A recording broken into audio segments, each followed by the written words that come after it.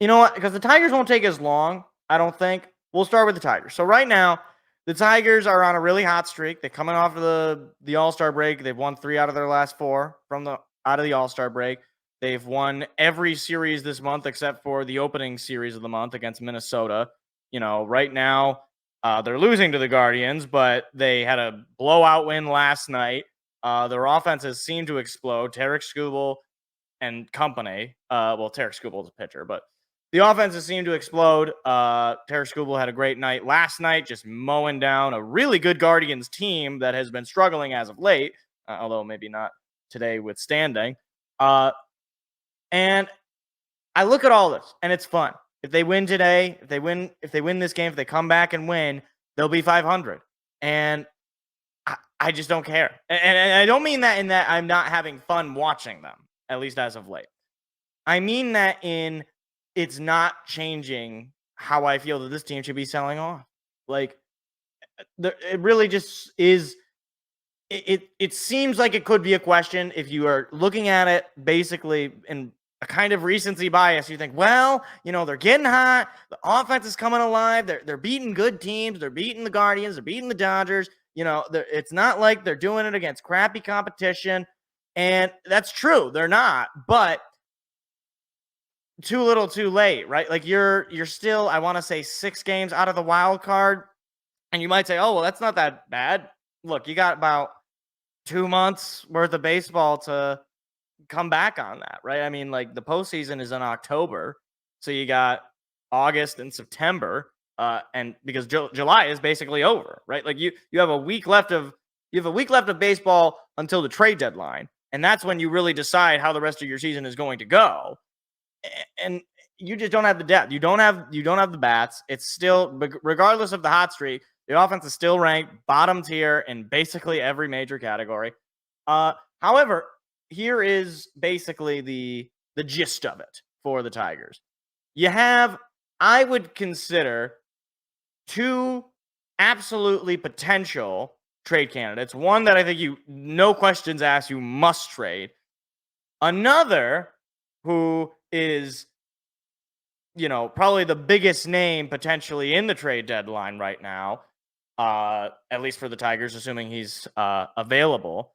And then you have a few kind of stragglers that maybe you could flip, maybe pick something up. I don't know, maybe some minor league, guy in single A or something where, 1 for 1 kind of thing. We'll start with the must. You have to trade Jack Flaherty. I believe he starts tomorrow. If not tomorrow, then sometime later this week. Jack Flaherty having a career year. He's complete resurgence from looking really bad with Baltimore last year after he was traded in that deadline from the Cardinals to Baltimore, and he did not look good. Even at the beginning of this year, it was like, okay, I think we might have swung and missed here with this guy. But he has come alive. It feels a lot like Michael Lorenzen, who last year had the All-Star year, was traded to the Phillies, threw a no-hitter in his first game as a Philly, and then died. That was basically the Michael Lorenzen experience. And to me, Jack Flaherty right now, it feels like we're gonna get. That's basically where we're at. We're right now pitching out of his mind. I don't know how long it's gonna last. He is younger than Lorenzen, and he has more of a track record compared to Lorenzen. But he's a guy. He's on a 1-year deal. I mean, this is clearly I'm going to come here and Chris Fetter, the pitching coach, is going to fix me like he fixed Michael Lorenzen, like he's shown to make pitchers like Jason Foley, who we'll talk about a little bit later, and a lot of other guys Tarek Skubal is another example. He developed under this pitching coach. And Jack Flaherty, I don't think you're going to get a haul, but sometimes teams do stupid things, right? Like, to get pitching depth, which every single team that is in the playoff contention needs pitching depth. Don't get it twisted. Every single team. I don't care if you're the Dodgers or you're the Phillies or whoever. No team is going to go to the trade deadline that is a top contender in the playoffs right now and not trade for starting pitching or pitching in general, I should say. Like, if you're Houston, if you're Baltimore, if you're New York, if you're LA, if you're St. Louis, you might trade for pitch. Like, you will do stupid things for that desire, because pitching in the postseason is the difference maker. If you don't have the pitching, if you don't have those guys that can lock you down, and even if you think you have those guys, what's adding one more? If Jack Flaherty is your fourth pitcher, you might have the best pitching staff in the league, sort of deal. So he has to go. You might get something similar to the Michael Lorenzen trade where, hey, look, Scott Harris, pretty good deal out of that. You get Hao-Yu Lee, who just played in the Futures game for the Tigers and has been tearing up Double-A, second baseman from the Phillies system. You might be able to get two guys. I mean, like Jack Flaherty is, I think, a lot better than Michael Lorenzen was last year. So, I mean, the point, I think you're basically sitting on two potential prospects. Maybe exchange him for a pitching prospect. I think maybe something like you get a pitching prospect, maybe a hitting prospect. For me, I'm looking for bats. This team doesn't have bats. It's going to be a while until the guys that we just drafted get, brought up to the major league level. Max Clark and McGonigal just recently got promoted to the high A level, and so they're still a couple of years away. So you trade bats, you get depth. You want to start pushing out some of these borderline 4A / garbage players. Like, I don't want to have to look at Javi Baez. I really don't. He's not in the lineup right now. I don't want to have to look at Zach McKinstry. I would rather have a young player than Andy Ibanez in my lineup. As much as Andy Ibanez likes to destroy left-handed pitching, I'd rather a 24-year-old utility guy from our minor league system playing that role than Andy Ibanez. I'd rather somebody else other than Jake Rogers at the catching position. Like, all of that, like, just, you can take Jack Flaherty. Maybe you can pair him up with some of these other guys. You can pair him up with a Canna, with a Foley, or an Urshela. Like, and maybe you can package some sort of major swing there. But ultimately, I don't think that that's really what's going to happen. I think teams are going to be calling about Flaherty. I mean, MLB Trade Rumors, I believe, on this particular article, has Jack Flaherty. Yeah, they have Jack Flaherty as the number one player to look for. And because he's a rental, teams are going to be more willing to go after him and not have to give up the farm.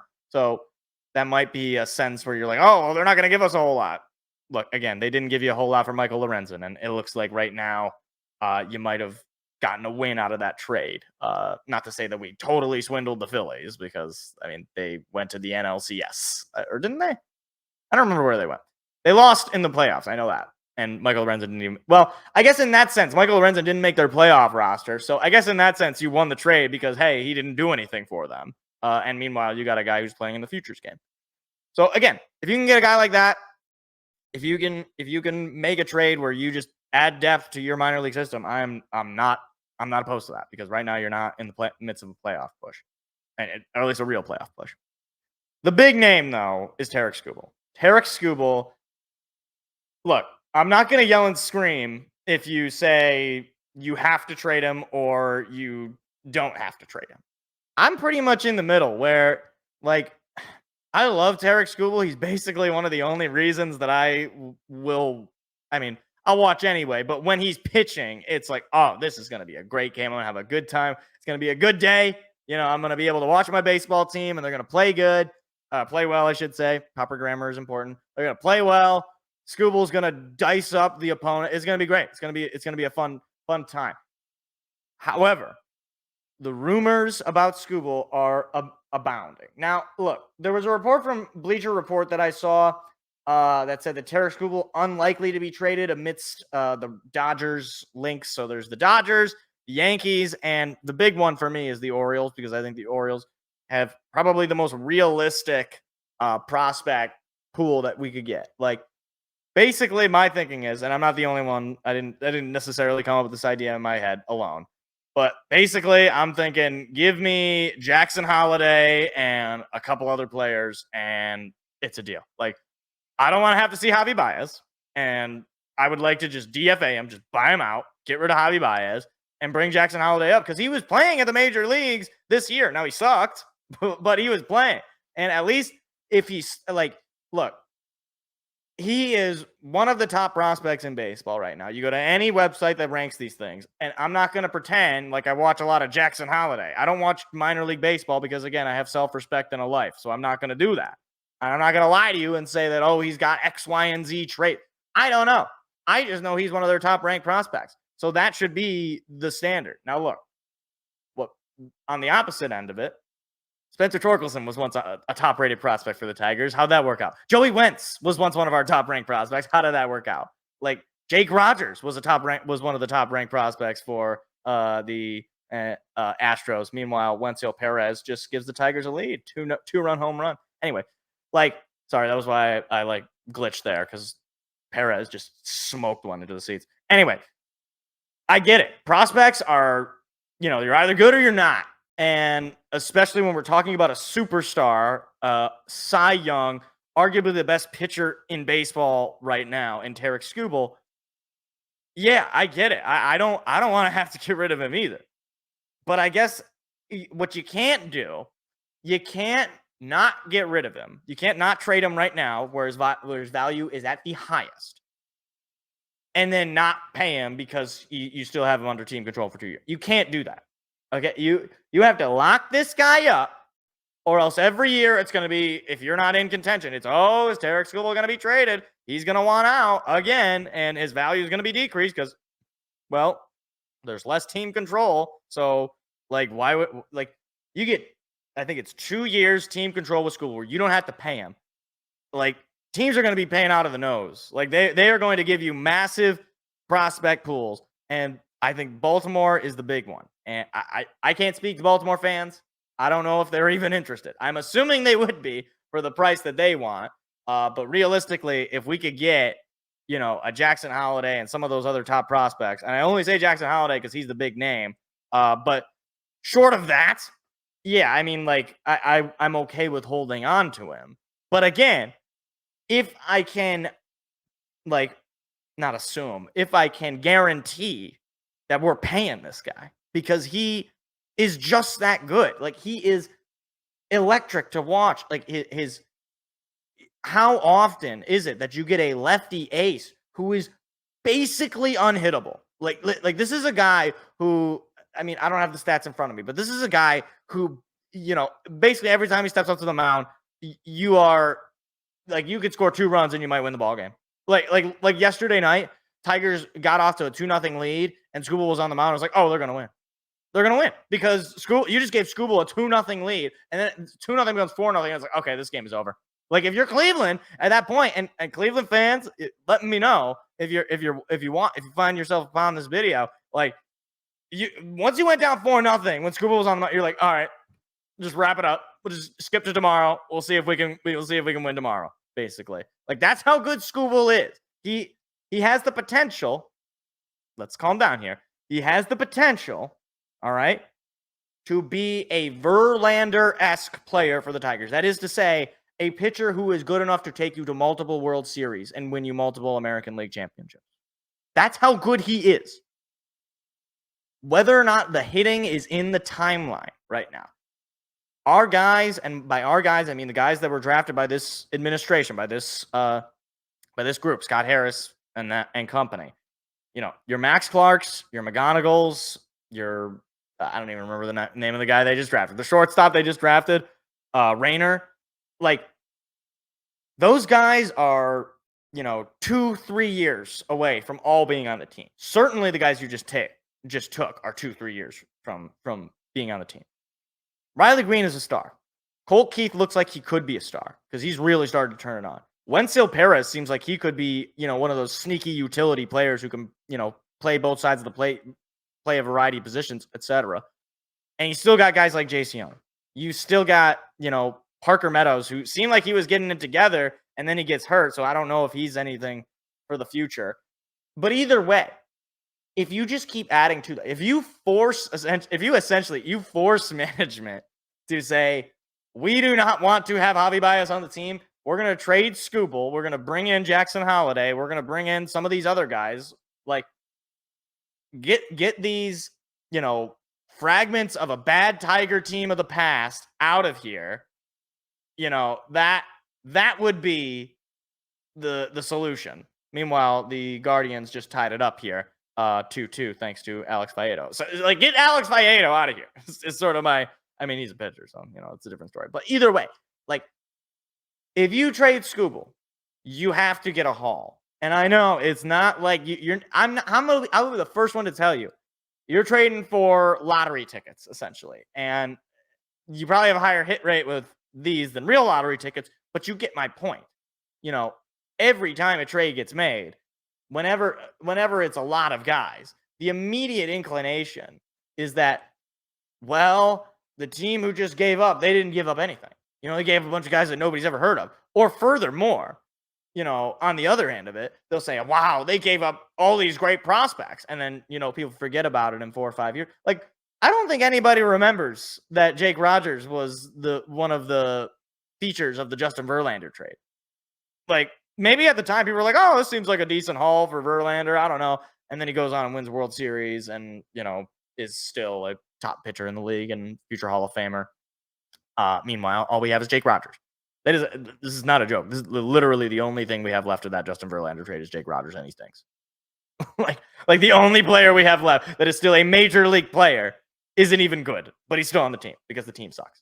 But look, again, if you were to trade Derek Skubal, I think it does alter things, and at least it tells me that this administration is willing to go for it in the sense of we can rebuild this pitching. We trust our guys in the minor leagues.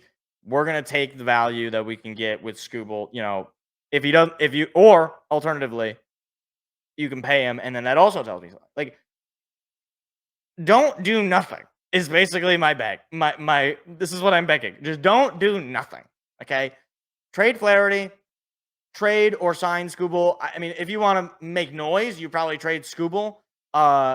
Maybe you get Urshela, you trade him. He's on a 1-year deal. He could be a contributor for a team off the bench as a utility guy or just, a slap hitter, veteran hitter.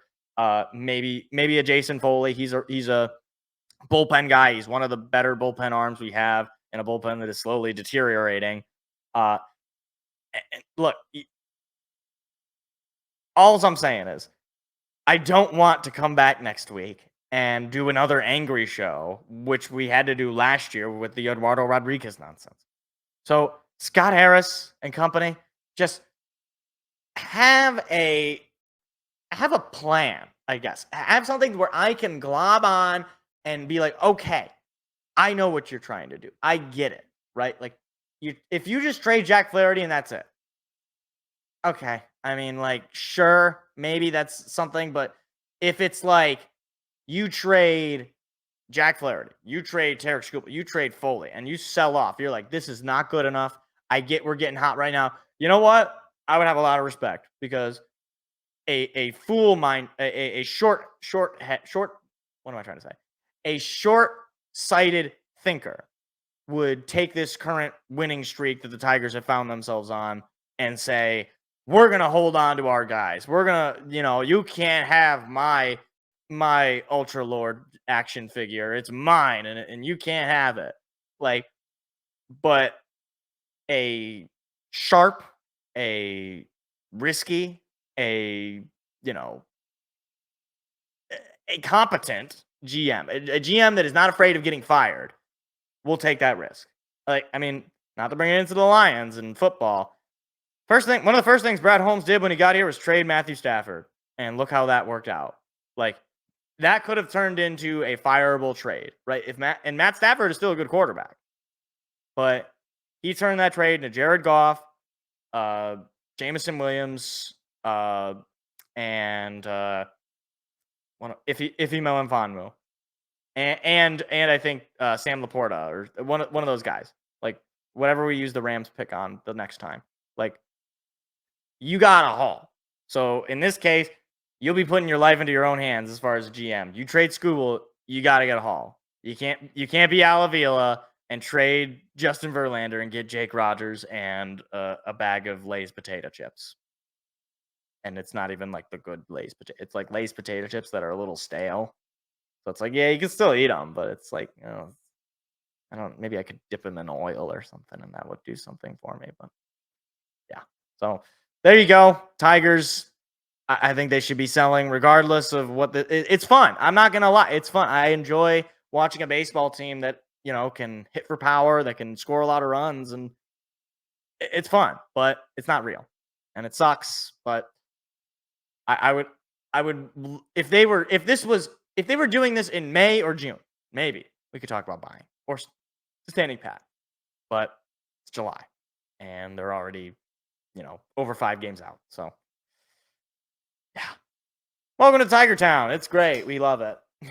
Hi, it's me again.